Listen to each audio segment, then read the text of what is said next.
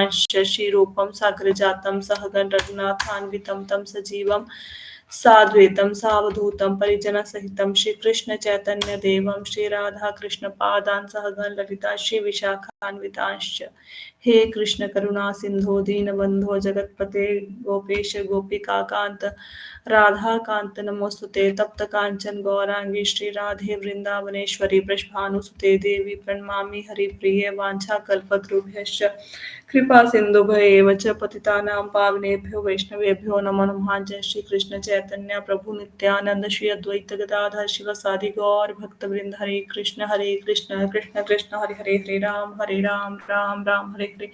नमो विष्णुपादाय कृष्ण पृष्ठाय भूतले श्रीमते भक्ति वेदांत स्वामी निधि नामिने नमस्ते सारस्वते देवे गौरवाणी प्रचारिणे निर्विशेष शून्यवादी पाश्चात्य देशतारिणे नारायणं नमस्कृत्य नरं चैव नरोत्तमं देवीं सरस्वती व्यासं ततो जयमुदीरयेत् नष्टप्रायेषु भद्रेषु नित्यं भागवत सेवया भगवती उत्तम श्लोके भक्तिर्भक्ति नैष्टकी। ओम नमो भगवते वासुदेवाय ओम नमो भगवते वासुदेवाय ओम नमो भगवते वासुदेवाय।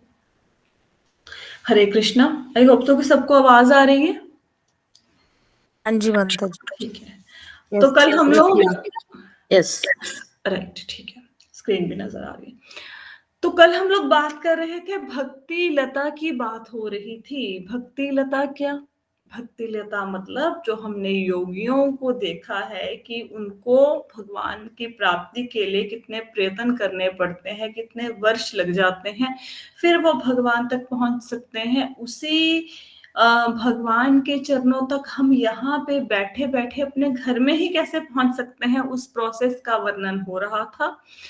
तो जिसमें हमने ये पढ़ा कि सबसे पहले हृदय में भक्ति का, ये हम ना भगवत गीता के दूसरे स्कंध के दूसरे अध्याय के 30वें श्लोक का तात्पर्य पढ़ रहे हैं, जो कि बहुत इंपॉर्टेंट है, सबको पढ़ना भी चाहिए। नॉर्मली हम लोग श्लोक पढ़ के थोड़ा सा उसको डिस्कस करके आगे निकल जाते हैं, लेकिन हम ये उसी श्लोक का आगे तात्पर्य पढ़ रहे हैं।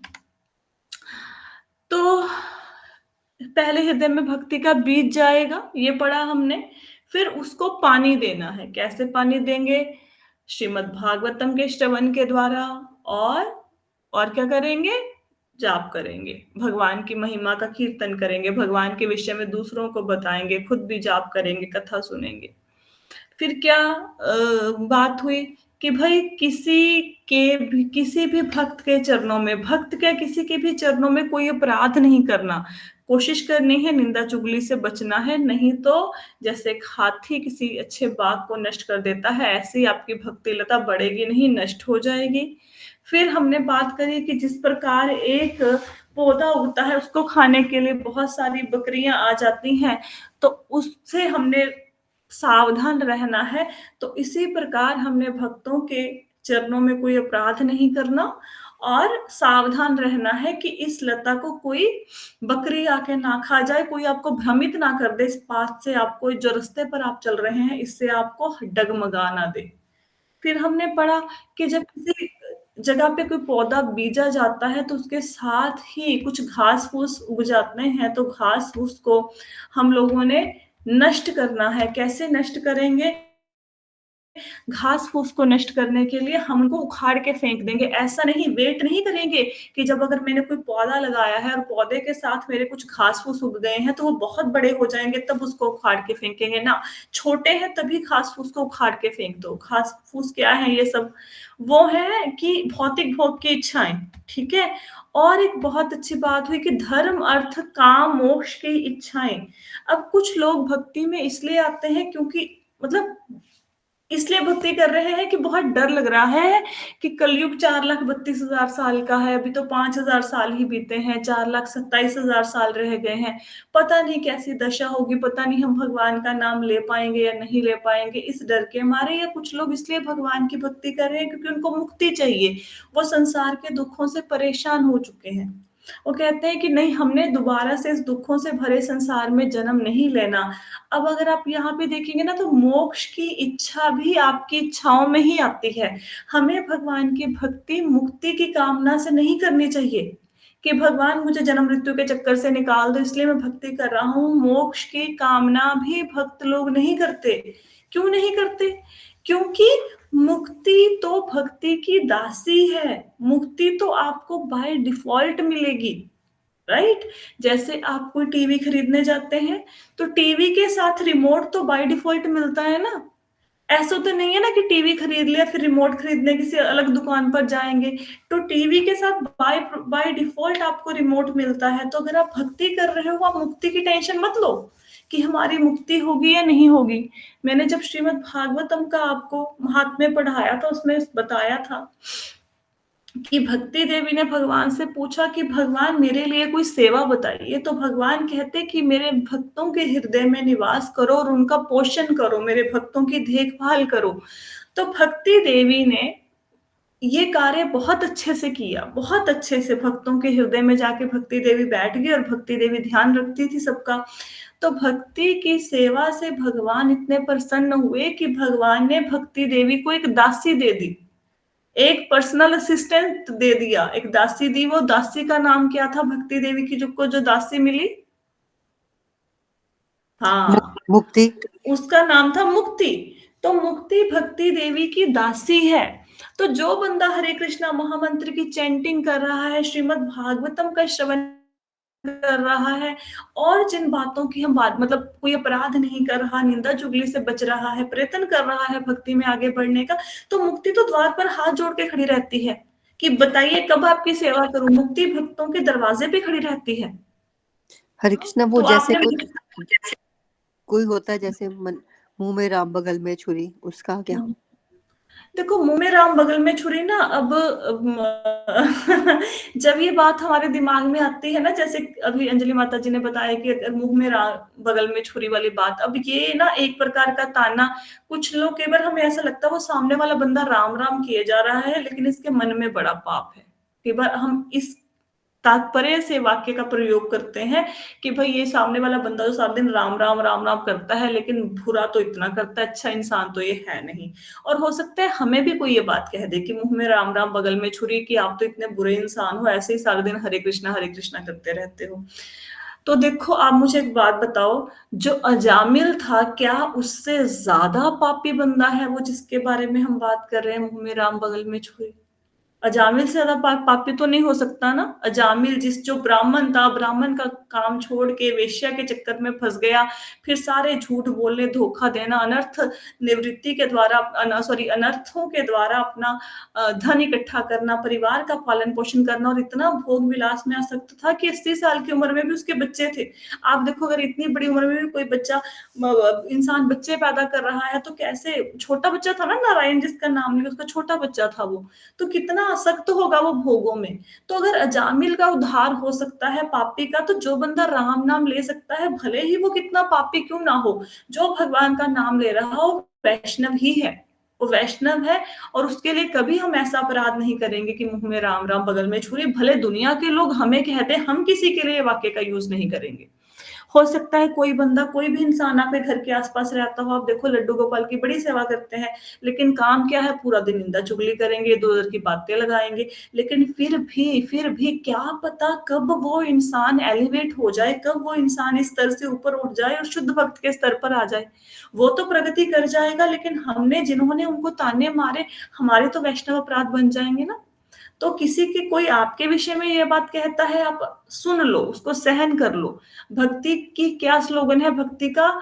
जो सहेगा वो रहेगा। क्या कहा मैंने? जो सहेगा वो रहेगा। जितना आप भक्ति में सहते जाओगे, उतना भक्ति में रहते जाओगे। जितना भक्ति में किसी ने एक सुनाया, हम 4 सुना देंगे तो टिक नहीं पाएंगे। तो सहना, अगर भक्ति में रहना है तो सहना है, बस। ठीक है? भले ही इनिशियली ये मुश्किल लगेगा, लेकिन धीरे-धीरे जैसे-जैसे हम ऐसे करते जाएँगे भक्ति, तो हमारे अंदर वो गुण आ जाएँगे। आपको पता है, जो भक्ति करते हैं, जो भगवान के भक्त होते हैं, भगवान श्री कृष्ण के, उनके शरीर में देवता निवास करते हैं। ये बहुत कॉमन आपने सुना होगा, शायद पहले भी कहीं सुना होगा कि जो भगवान कृष्ण की भक्ति करते हैं, उनके शरीर में सारे देवता निवास करते हैं। क्यों निवास करते हैं? इसलिए करते हैं क्योंकि देवताओं को बड़ी खुशी होती है जब कोई इंसान भगवान की भक्ति करता है। भगवान कृष्ण की देवता सारे, वो राहु, केतु, शनि, मंगल सब खुश हो जाते हैं, सब एक साथ। हालाँकि बहुत मुश्किल है इन सारे ग्रहों को एक साथ खुश करना।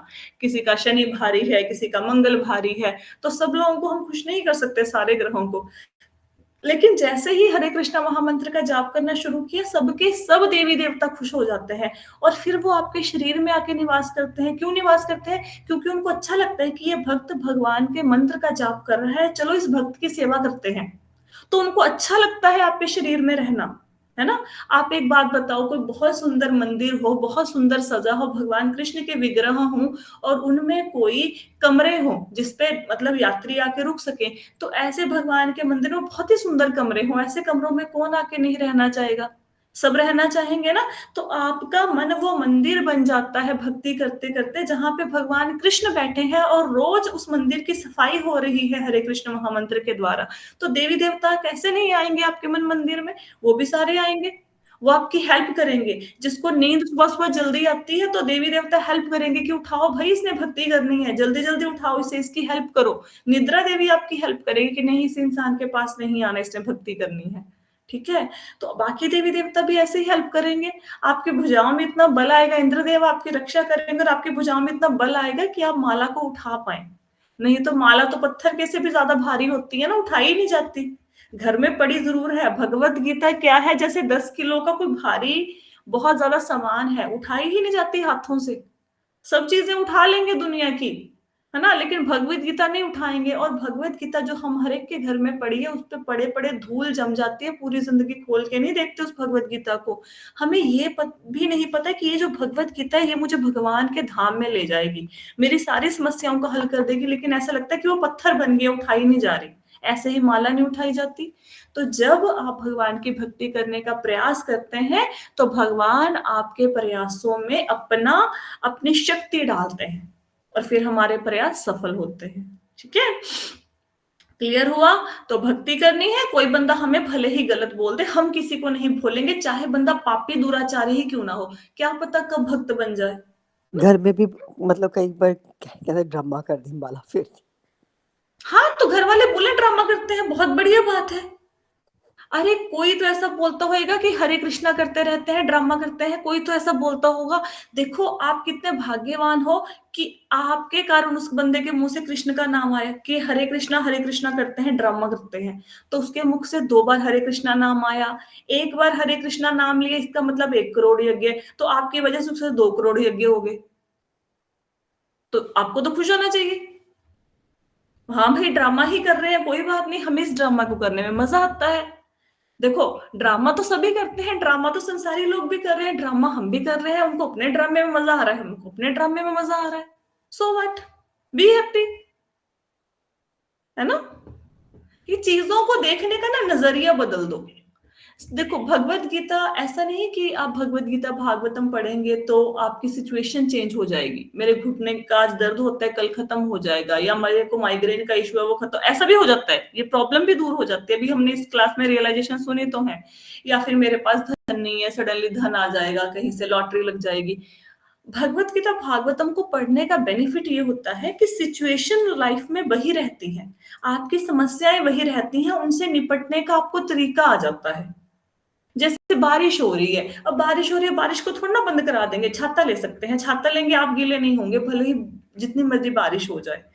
तो अगर इतनी सहन शक्ति अभी नहीं भी आई तो जैसे जैसे माला करते जाएंगे तो आप में इतनी सहन शक्ति आ जाएगी कि सामने वाला बंदा भले ही आपको जो मर्जी कहे, जो मर्जी, आपके ऊपर उन चीजों का इम्पैक्ट नहीं पड़ेगा। ये आ जाएगी अवस्था।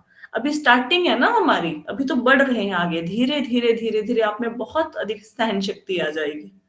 आपको पता है, जब प्रभु, आप ये सोचो, हमें ना ये नहीं पता कि हम लोगों के कर्म कितने अच्छे हैं। मैं कैसे आप लोगों को समझाऊं आपके कर्म कितने अच्छे हैं, मेरे पास ना शब्द ही नहीं होते। जब प्रभुपाद जी प्रचार करने अमेरिका में गए तो उन्होंने कोई भगवान कृष्ण को देखा तक नहीं था, कभी नहीं सुना, who is Krishna, who is God, कुछ नहीं सुना था उन लोगों ने। तो प्रभुपाद जी को बहुत प्रॉब्लम्स का सामना करना पड़ा। कोई नहीं, मतलब उनकी मतलब कोई बात ऐसा थोड़ा ना कि प्रभुपाद जी के सब लोग शिष्य बन गए। मैं क्योंकि बुक पढ़ रही हूँ प्रभुपाद जी की, तो इसलिए मैं आपके साथ शेयरिंग कर पा रही हूँ। मतलब 2 बार तो उनको हार्ट, मतलब उनकी एज कितनी थी, 70 इयर्स की एज थी जब वो गए अमेरिका प्रचार के लिए, और वहाँ पे रास्ते में उनको 2 बार हार्ट अटैक आ गया। लेकिन फिर भी मन में इतनी प्रबल इच्छा थी कि मेरे गुरु की आज्ञा है कि भगवान के नाम का प्रचार करो, तो मुझे प्रचार करना है। वो चले गए वहाँ पे अमेरिका में। तो होता क्या था कि लोग उनका मज़ाक उड़ाते थे। जब उन्होंने फर्स्ट टाइम कीर्तन किया ना ऐसे ओपन एरिया में, तो तब तक कुछ लोग थे जो उनके साथ जुड़े, मतलब और उनकी शिष्य नहीं बने थे, अभी दीक्षा किसी की नहीं हुई थी, लेकिन साथ रहते थे। तो उनको तो धोती बाँधना भी नहीं आता था, तिलक लगाना भी नहीं आता था, कुछ भी नहीं आता था, कुछ भी नहीं। अगर प्रभुपाद जी के आप लेक्चर सुनोगे ना, प्रभुपाद जी एक लेक्चर में सुनते हैं कि कभी आपने भगवान कृष्ण को देखा है? पूरी इतनी जनता में एक बंदा नहीं था जो बंदा हाथ खड़ा कर दे कि हमने भगवान कृष्ण को देखा है, मतलब कोई फोटो वगैरह भी नहीं देखी थी। तो प्रभुपाद जी के जो मतलब प्रभुपाद जी को खुश करने के लिए ना, एक बार जैसे उनके शिष्य थे, प्रभुपाद जी बहुत छोटी-सी जगह में रहते थे, बहुत बहुत ज़्यादा साफ-सुथरी जगह भी नहीं थी। तो एक बार ना जो उन लोग उनके पास आते थे रेगुलरली, तो उन लोगों ने 3-4 टीनेजर्स आते थे जो हिप्पी बन गए थे, मतलब घर-बार जिन्होंने छोड़ दिया था, ऐसे नशे वगैरह करते थे, वो लोग आते थे उनके पास 2-4, वैसे समझ लो कि टीनेजर बच्चे। उन्होंने सोचा प्रभुपाद जी को सरप्राइज़ देते हैं। तो उन्होंने प्रभुपाद जी के कमरे में आने से पहले ना पूरे कमरे की सफाई कर दी, कर्टन्स को धुलवा दिया, और ऐसे एक बैंगनी कलर के, एक ऑरेंज कलर का कर्टन टाँग दिया वहाँ पे, कहीं से पुराना गलीचा उठा लाए, वो रख दिया, ऐसे सफाई कर दी, ठीक है? और एक ने सोचा कि चलो मैं प्रभुपाद जी के लिए मतलब वो बनाता हूँ चित्र भगवान के। अब फ़ोटो तो तब बनाएँगे ना भगवान को कभी देखा होएगा। तो उन्होंने जो फर्स्ट फ़ोटो हनुमान जी की बनाई, वो पता है कैसे बनाई थी? अब जिसने हनुमान जी को देखा ही नहीं, वो हनुमान जी की फ़ोटो कैसे बनाएगा? कैसे चित्र बनाएगा? तो फर्स्ट फ़ोटो जो उन्होंने हनुमान जी की बनाई, उन्होंने बिल्ली बना दिया। एक बिल्ली जो उड़ रही है, क्योंकि उनको पता ही नहीं था कि हनुमान जी वानर के जैसे दिखते हैं कि बिल्ली के जैसे दिखते हैं। तो फर्स्ट फोटो जो हनुमान जी की बनी, वो बिल्ली का मुख लगा हुआ था। फिर प्रभुपाद जी ने से पूछा उन्होंने कि क्या हनुमान जी बिल्ली जैसे दिखते थे? तो प्रभुपाद जी कहते नहीं, वो वानर के जैसे दिखते थे, मतलब ठीक है? तो उस फिर उन्होंने उसको मतलब जैसे भी शायद हो सकता बनाया हो, उसको करेक्ट किया हो। तो आप सोचो, ये वो लोग प्रभुपाद जी के फर्स्ट शिष्य बने। आपने कभी इस्कॉन की श्रृंगार आरती सुनी है? श्रृंगार आरती जो सुबह-सुबह करते हैं, एनीबॉडी हर्ड? श्रृंगार आरती? नहीं सुनी होएगी। इस्कॉन की 7 साढ़े 7 बजे एक श्रृंगार वो आरती होती है भगवान की। आदिपुरुषम हाँ, त्वमहं तो भजामि। बहुत सुंदर श्रृंगार आरती है, इतने सुंदर वो गाते हैं ना, गोविंदम आदिपुरुषम तमहम भजामि। बहुत सुंदर गाते हैं, मेरे को तो गाना भी नहीं आता, वो उनका सुनना। जिन माता जी ने वो पूरे इस्कॉन में ऑल ओवर द वर्ल्ड इतने मंदिर हैं, 108 से ज्यादा मंदिर हैं, सारे मंदिर में वही आरती सुनाई जाती है। बहुत सुंदर। और वो प्रभु किसी फॉरेनर ने गाई हुई है। वो फॉरेनर ने गाई है जो प्रभुपाद जी की शिष्य थे, और आपको पता है वो मतलब वो प्रभु जो जब गुरु की कृपा होती है वो शिष्य को कहाँ पे पहुंचा देते हैं। ये जिन माता जी ने, ये फॉरेनर माता जी हैं जिन्होंने ये गाई है, विदेशी हैं ये भक्त। और जिन माता जी ने वो गाई है प्रभुपाद जी के साथ, वो एक बार ट्रेवल कर रही थी, तो शी आस्क्ड प्रभुपाद जी कि प्रभुपाद जी क्या मैं सिगरेट पी सकती हूँ? तो प्रभुपाद जी ने इतना अकोमोडेट किया कि ठीक है भैया पी के आ जाओ, लेकिन बाद में हाथ मुंह धो के आना। तो आप सोचो, मतलब ऐसे भक्त जो पहले कितना धूम्रपान करते थे, प्रभुपाद से पूछ के इसने सिगरेट पी, तो वही भक्त ऐसे बन के कि उनकी आरती पूरी दुनिया भर के इस्कॉन टेम्पल में गाई जाती है। ये है भक्ति का प्रभाव। अब सोचो, और ये मतलब प्रभुपाद जी ने उन लोगों को शिष्य बनाया, वो लोग कभी हम लोग तो इतना ना शायद नियमों का पालन भी नहीं करते होंगे, कभी फॉरेनर्स को देखो, मतलब भक्ति आप देखो, इतनी जून जुलाई की गर्मी होती है, उन्होंने पूरे ऐसे लेट जाएंगे तपती हुई जमीन पे प्रणाम करने के लिए। जैसे वो भक्ति करते हैं शायद उतने अच्छे से हम लोग नहीं कर पाते, मतलब जैसे उन्होंने हमारे कल्चर को अपनाया है फॉरेनर्स ने।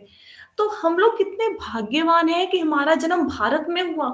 कम से कम भले ही भगवान कृष्ण का कोई भक्त ना हो, लेकिन सब लोगों ने कम से कम भगवान कृष्ण का चित्र तो देखा होगा, फोटो तो देखी होगी, कभी दर्शन तो किए होंगे। उनके बच्चे गुरुकुल में पढ़ते हैं, हमारे कॉन्वेंट वगैरह हाँ, ऐसे हमारे बच्चे स्कूल। कॉन्वेंट में पढ़ते हैं, उनके बच्चे गुरुकुल में पढ़ते हैं, गुरुकुल में हमारे बच्चे जीन्स मायापुर पहनते में हैं, उनके बहुत बच्चे से धोती पहनते स्कूल है। हैं। बच्चे कौन तो वो अच्छे संस्कार दे रहे हैं, हमारे बच्चे बिगड़ रहे हैं। बिगड़ रहे हैं हम लोग इसी बात पे, हमारे बच्चे 11 बजे उठते हैं, उनके बच्चे 3 बजे उठ के मंदिर में बैठे होते हैं। तो सोचो, हम इतने पावन, प्रभुपाद जी ने एक बार किसी से बोला था कि अगर आपको आध्यात्मिक जीवन में प्रगति करनी है, स्पिरिचुअलिटी में प्रगति करनी है, तो आपको भारत जाना ही पड़ेगा। भारत वो देश है, यहाँ के कण कण में भक्ति है, कण कण में। हर बच्चा, चाहे वो पढ़ाई करे चाहे ना करे, नालायक हो अच्छा हो, जब बुक नीचे गिरेगी जमीन पे, बच्चा उसको माथे से लगाएगा। भारत का हर बच्चा लगाएगा। भले ही आपने कभी भक्ति ना करी हो, लेकिन कहीं ना कहीं पे पेड़ कूड़ पे धागा धुगा बांधते सब लोग आपको नजर आ जाएंगे। करते हैं ना, किसी पेड़ पे मन्नत पूरी हो जाएगी, धागा बांध दो, कुछ कर दो, है ना। आज भी मतलब हमारे देश में आप देखो, पेड़ों की पूजा होती है। पीपल के पेड़ की पूजा नहीं होती। हमारे कण कण में, हमारे खून में भक्ति है, हमारी रगों में भक्ति है। अब जिसके खून में भक्ति है, अगर वो भक्ति, जिसको विरासत में भक्ति मिली, हम भक्ति नहीं करेंगे तो भी कौन भक्ति करेगा फिर बताओ, है ना। तो भक्ति करनी चाहिए। और संसार के लोग जो भी कहते हैं, लेट देम से, लेट देम से। अब आपने बड़ा तिलक लगाया, ले एक नया पखंड शुरू हो गया जी, इतना बड़ा टिक्के लाने की लोड़ है, बोल देंगे ना बहुत सारे लोग। तो उनको पता नहीं है, यहाँ पे हमारे चक्रा होता है। अगर आप साइंटिफिकली भी देखें ना, जो हमारी बॉडी पे, मतलब इस्कॉन के जो भक्त लोग होते हैं, खैर हम तो एक ही तिलक लगाते हैं, अदरवाइज वो बॉडी के 12 जगह पे तिलक लगाते हैं।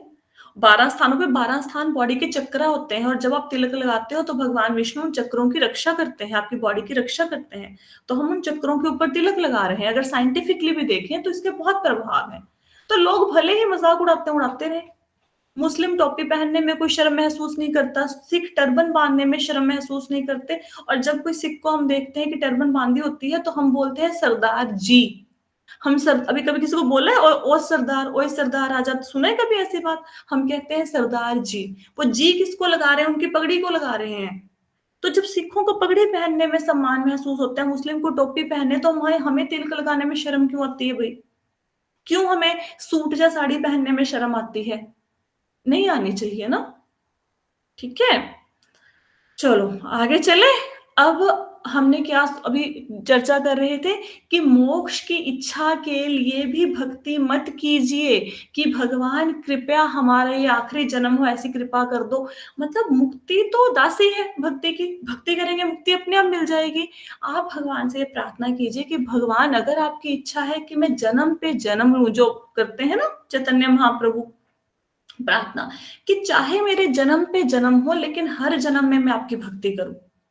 अब आपको देखो, जो लोग मोक्ष या मुक्ति की कामना से इस क्लास में बैठे हैं, अब श्रीमद् भागवतम इतनी अच्छे ढंग से पढ़ रहे हैं, क्या पता भगवान की ऐसी प्लानिंग हो, अगले जन्म में आपने कथावाचक बनना हो।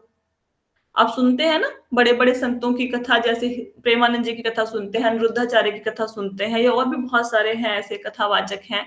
तो क्या पता अगले जन्म में आपको ऐसी ही किसी स्टेज पे बिठा के भगवान की प्लानिंग हो कि आपके मुख से श्रीमद् भागवतम की कथा बुलवानी हो उन्होंने, और भगवान आपसे प्रैक्टिस करवा रहे हो इस सेशन में।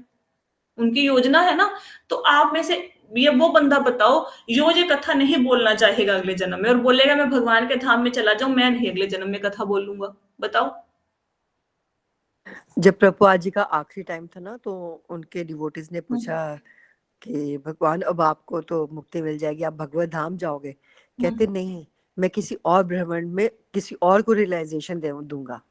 हाँ। उन्होंने ये बोला कि उनको भी मुक्ति की कामना नहीं थी, हम लोग तो नहीं, मुक्ति मांगते हैं। अब आप बताओ अंजलि माता जी, अगर आपको दो वो दिए जाएं, दो ऑप्शंस दी जाएं, एक आप भगवान के धाम चले जाओ, दूसरा अगले जन्म में जाके लोगों के घर घर जाके प्रचार करो और कोई कथावाचक बनो या प्रचार करने वाले बनो, आप क्या चूज करोगे? पता नहीं मुझे। मतलब मैं तो बहुत बार इस बात को मैं सोचती कह हूँ। रही थी, मैं बाकी हर जन्म में आपकी सेवा करूं और भगवान का हाँ, प्रचार करूं, सेवा अगर करूँ जन्म ना। और मिले तो। हाँ, और जन्म मिले तो सेवा करें, सेवा यही है। सेवा करूं भगवान की सेवा के लिए, और चलो प्रचार भी करूं, सेवा भी करूं। नहीं तो बस उनको अपने पास ही बुला ले हमको। तो भगवान से ऐसे ही प्रार्थना करो कि चाहे भले ही भगवान आपने ये लिखा है कि मेरे और जन्म भी होंगे, तो कोई बात नहीं, मैं जन्म लूं, लेकिन हर जन्म में आपकी सेवा करूं, हर जन्म में मैं भक्ति करूं, हर जन्म में भक्तों का संग देना। तो जन्म मृत्यु के चक्कर से बचने के लिए, डर के, नरक के डर से बच के, 84 लाख योनियों के डर से बचने के लिए भक्ति नहीं करनी। नीडर होके भक्ति करो, सेवा भाव से भक्ति करो। माँ बच्चे से इसलिए प्यार थोड़ा ना करती है कि मुझे धन कमा के देगा ना। माँ बच्चे से क्यों प्यार करती है? क्योंकि प्रेम करती है, वहाँ पे कोई लालच नहीं है, सिर्फ़ और सिर्फ़ प्रेम है। आपने भगवान से सिर्फ़ और सिर्फ़ प्रेम करना है। भगवान की इच्छा है हमारे और जन्म हो तो इट्स ओके। अब देखो कौन ऐसा बंदा है जो ये नहीं चाहेगा कि भगवान राम अवतार में आएँ और मैं उनके साथ उनकी शादी देखूँ, कोई मैं अयोध्या का वासी बन जाऊँ, कौन नहीं आना चाहेगा? कौन नहीं आना चाहेगा कि जब भगवान कृष्ण का धराधाम पे अवतार हो, जब कृष्ण बने तो मैं ग्वाल-बाल बनूँ, मैं गोपी बन के आऊँ, कौन नहीं चाहेगा? सब चाहेंगे ना, तो भगवान आने वाले हैं ना कल्कि अवतार लेके। पढ़ा है ना? कलयुग में कौन-सा भगवान का अवतार होगा? कल्कि अवतार। तो क्या आप लोग नहीं चाहेंगे कि हम भी भगवान के साथ आएँ? है ना? तो कोई बात नहीं, जन्म होते हैं तो इट्स ओके, पर भक्ति मांगनी है। क्लियर हो गया भगवान से क्या मांगना है, भक्ति का उद्देश्य क्या होना चाहिए? आगे ये तो घास-फूस की बात हुई, कहते हैं और खरपतवार भी हैं, अब आप भक्ति करनी शुरू करेंगे और भी घास-फूस उगेंगे और क्या घास-फूस उगेंगे? शास्त्रों के नियमों का उल्लंघन। चलो इसको छोड़ो आप, ये तो शास्त्र पढ़े ही नहीं होंगे, क्या नियमों का उल्लंघन पता ही नहीं होगा। कहते हैं वृथा की व्यस्तताएँ, पशु हत्या, भौतिक लाभ, प्रतिष्ठा और सम्मान की लालसा। कई बार हमें ऐसा लगता है कि मैं इतना धन कमा रहा हूँ, अगर मैं ओवरटाइम करूँगा मेरे पास ज़्यादा धन आ जाएगा, है ना? तो ऐसा करना नहीं है। अननेसेसरी अपने जॉब को, अपने बिज़नेस को बढ़ाने का प्रयत्न नहीं करना, क्योंकि अगर बहुत ज़्यादा बढ़ा लोगे तो भक्ति के लिए समय कहाँ बचेगा?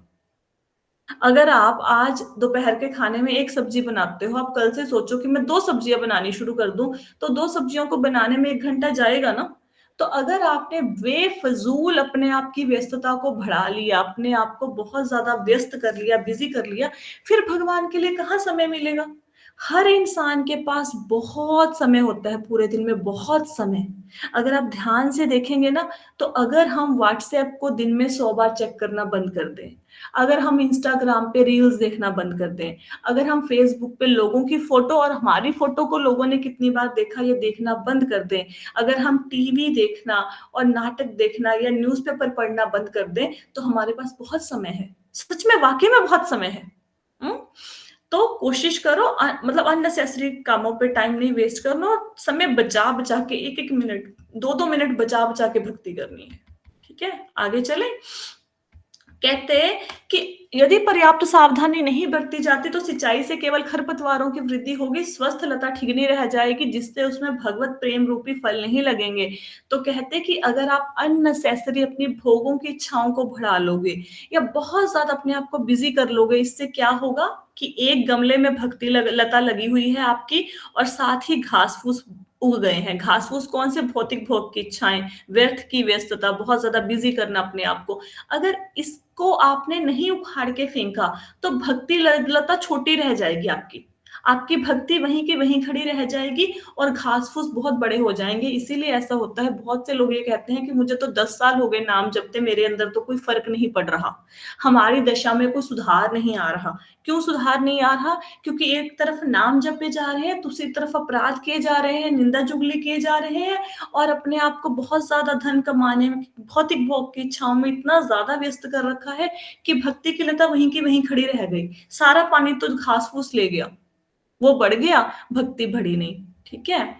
और क्या कह रहे हैं? अतः भक्त को चाहिए प्रारंभ में ही विभिन्न खरपतवारों के इस मूल को नष्ट कर दे, तभी मुक्तलता का स्वस्थ विकास होगा, वह ठिकनी नहीं रहेगी।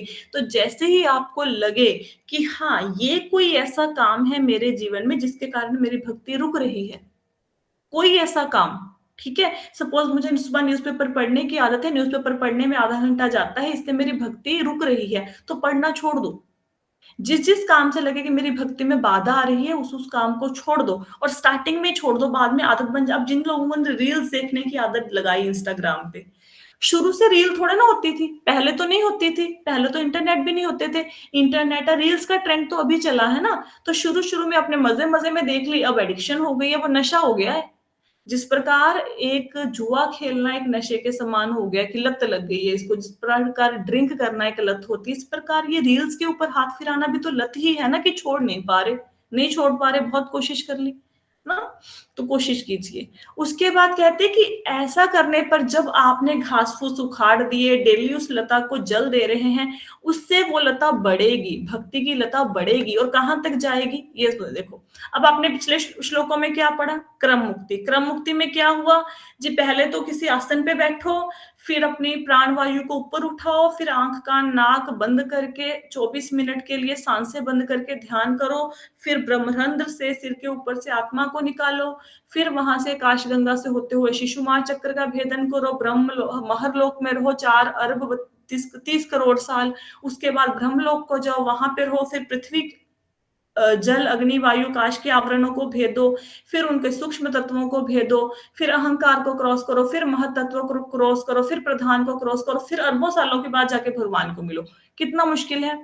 और अगर दूसरा दूसरा हल क्या है कि हम अपने घर के कमरे में बैठे हैं, सिंपल अपने घर के कमरे में, ठीक है, और क्या कर रहे हैं, हरे कृष्णा महामंत्र का जाप कर रहे हैं और श्रीमद् भागवतम और भगवत गीता का पाठ कर रहे हैं, पढ़ रहे हैं और सुन रहे हैं। ये काम तो हो सकते हैं ना। मतलब सांस रोक के 24 मिनट नहीं बैठ सकते, लेकिन मंत्र का जाप कर सकते हो, कथा सुन सकते हो, भगवत गीता भागवतम पढ़ सकते हो, ये तो कर सकते हो।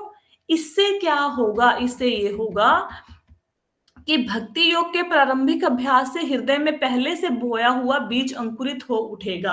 इसका मतलब क्या है कि जो आपके हृदय में भक्ति का बीज लग गया ना, अब उसमें छोटे छोटे पत्ते लगने शुरू हो जाएंगे, उसमें से एक स्टेम निकलेगी, एक डंडी निकलेगी, उस पर छोटे छोटे पत्ते लगेंगे। फिर आप डेली उसको पानी दोगे, पानी का मतलब डेली भागवतम सुनोगे, डेली जाप करोगे, अब ये पौधा आपका बढ़ने लगेगा।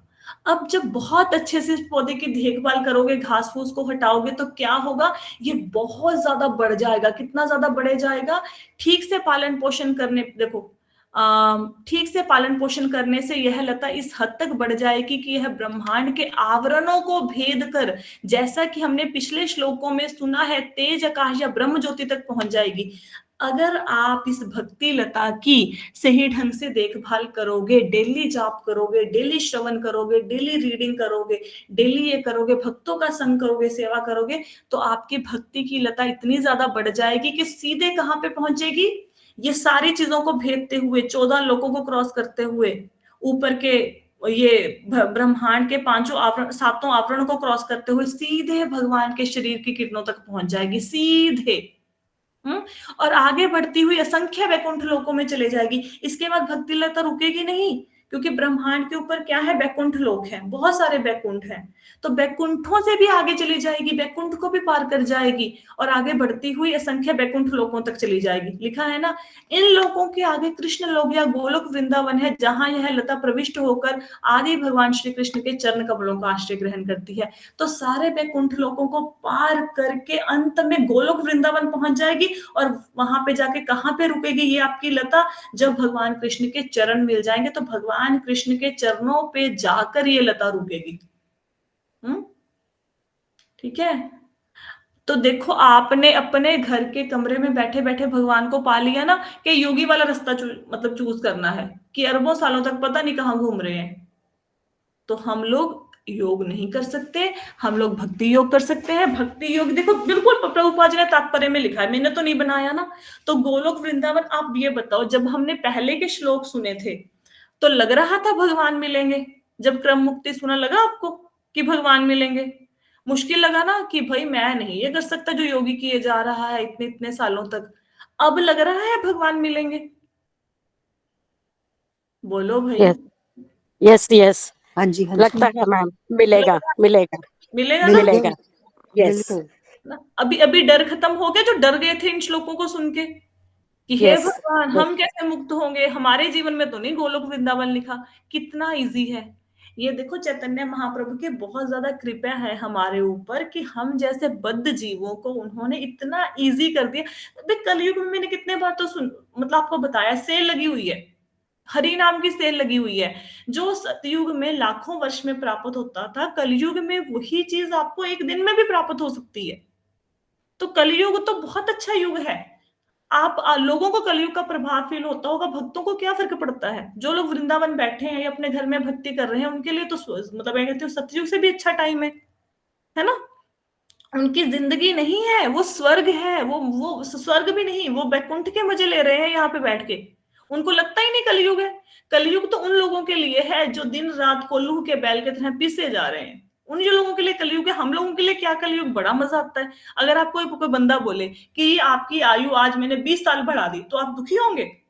कोई दुख नहीं है। क्यों? 20 साल और माला करेंगे, 20 साल में भागवतम को आप और 4 बार पढ़ेंगे, 20 साल में चैतन्य चरितमृत भी पढ़ डालेंगे, 20 साल में जो हम लोगों ने ये ग्रंथ इतने सुंदर सुंदर ग्रंथ है उनका अध्ययन करेंगे, भगवत गीता और पढ़ेंगे, है ना।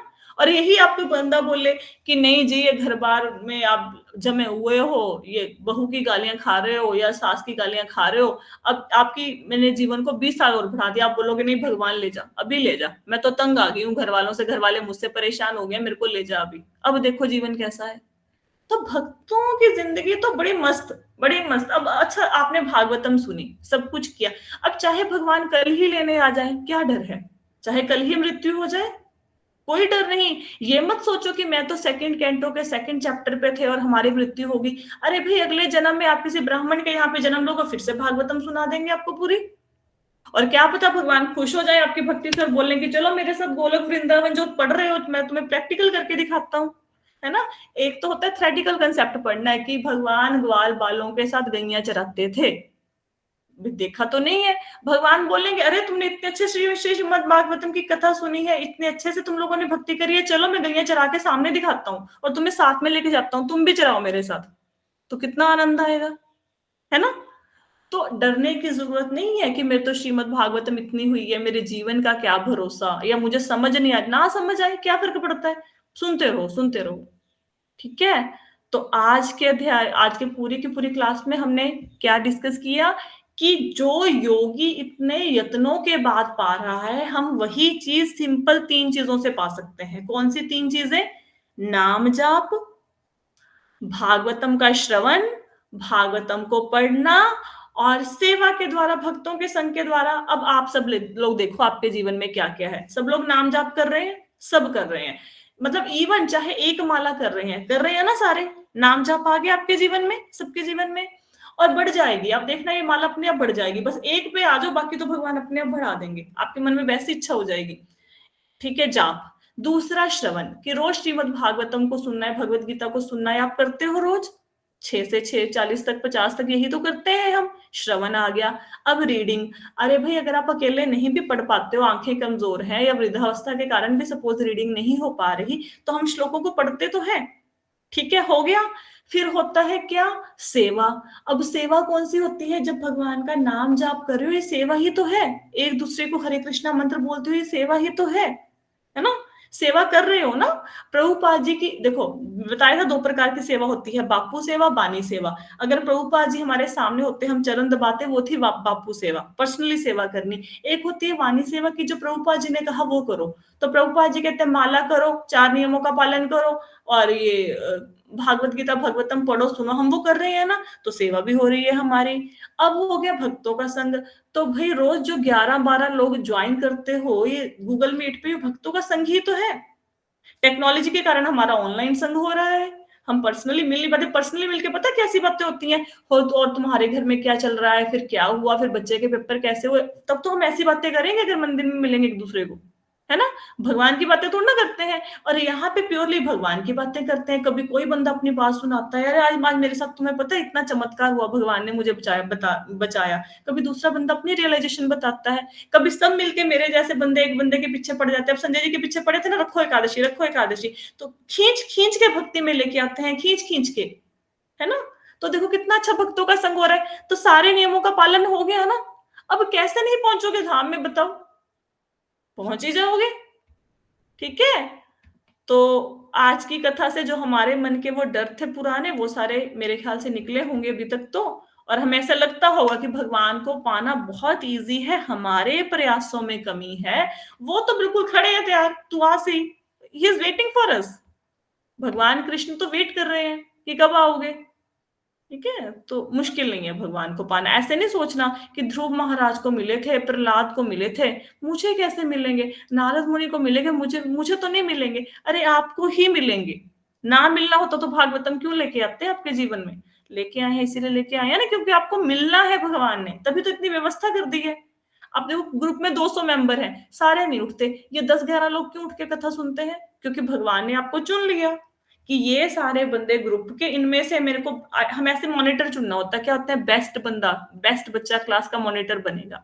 तो भगवान ने देखा ये ग्रुप है, इसमें 200 लोग हैं, इसमें से मुझे 10 बेस्ट बंदे चाहिए, 10-12, तो भगवान ने आपको चुन लिया।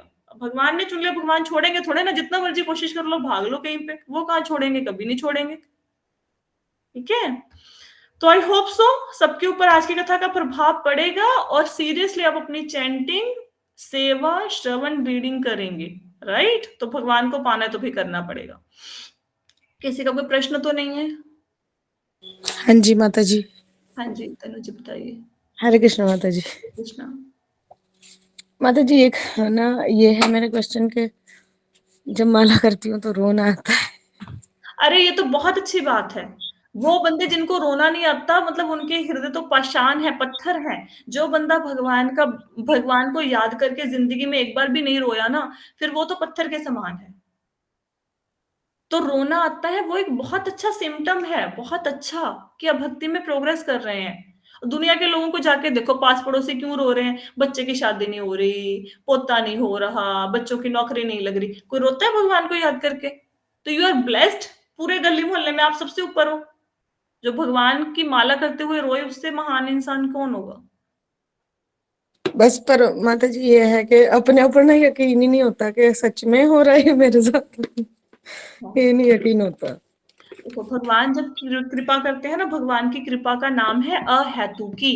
क्या नाम है? है तो कृपा। अहेतुकी कृपा कौन सी होती है? जो बिना कारण के होती है, बिना हाँ जी। कारण के। तो आपके ऊपर भगवान ने, ऐसा नहीं कि मैंने कुछ किया, भगवान ने खुश होकर मेरे ऊपर कृपा करी ना, भगवान बिना कारण के कृपा करते हैं।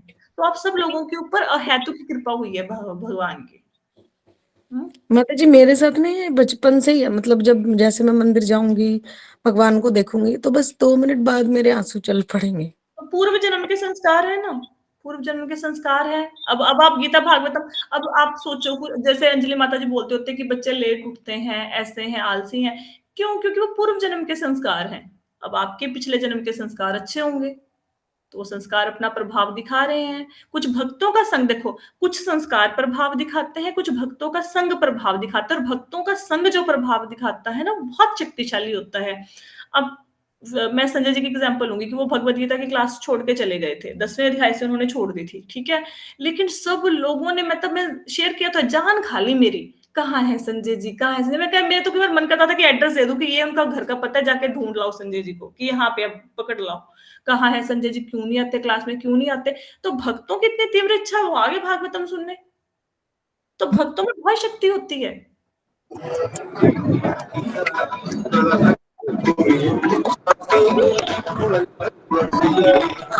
Now we are ending the session.